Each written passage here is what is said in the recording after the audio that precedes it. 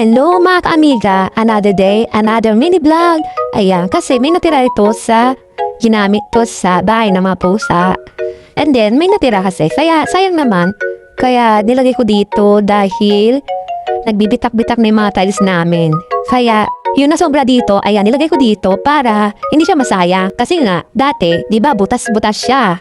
Nasisira ni mga tiles, tapos nagbibiyak-biyak na siya, para napudpud na siya. Tapos, yung mga butas-butas na yan, parang binabahayan siya ng langgam.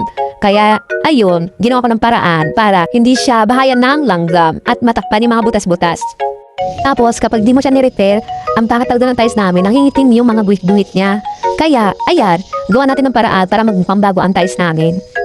Diyos ko, back to the mini vlog na naman ako.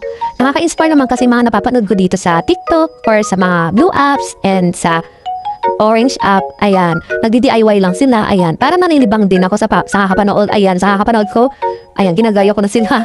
Diba, gaya-gaya ko. Ayan, diba, hanggang matapos ako, samahan niyo ako mag-repair na ito, okay? Tingnan niyo yung anak ko. Ilang beses na yung pabalik-balik sa akin. Tapos iniikutan niya ako, tapos pinapatigil yung mga ginagawa ko. Alam niyo kung bakit? Kasi gusto na niya matulog, mag-aya sa kwarto. Alam mo yung matutulog siya, kailangan bantayan ko talaga siya. Kasi ganun yung ugali niya. Kailangan talaga siya bantayan matulog. Diba? Tapos ihele mo siya. Ganyan siya. Yan yung bisyo niya.